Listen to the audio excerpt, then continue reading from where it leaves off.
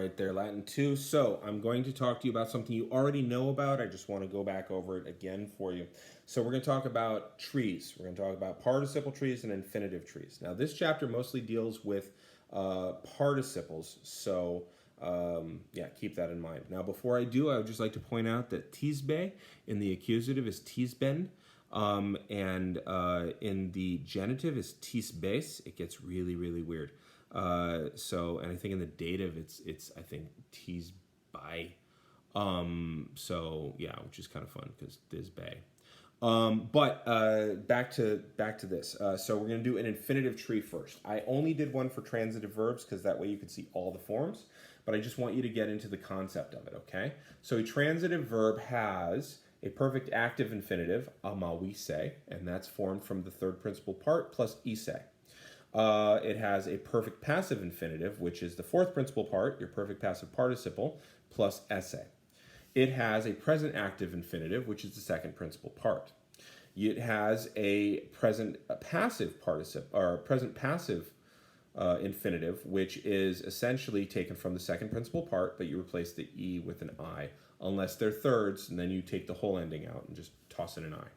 And you also have a future active participle, which is where you take an and stick it inside that fourth principal part and then add on an esse. Now that's for infinitives. Copy that down again and label it infinitives. Now obviously for intransitive verbs, you're not going to have these two forms. For deponent verbs, this is going to shove over here and you won't have any passive forms. Okay?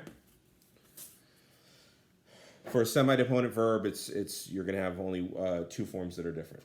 Now, let's talk participles, shall we?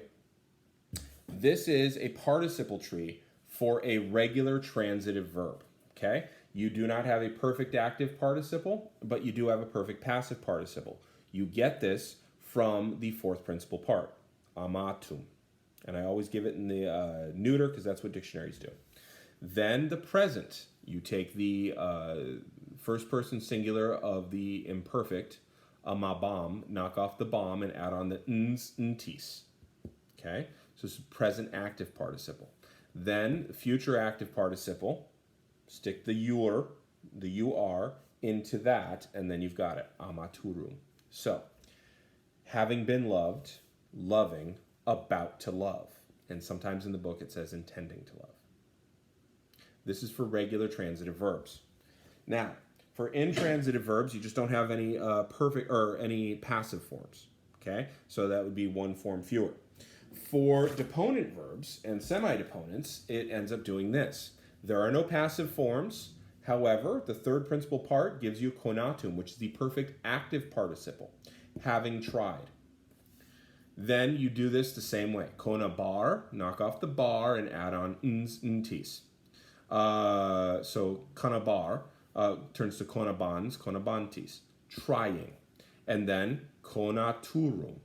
Okay? So you take the stick it in there, about to try. And that's how that works.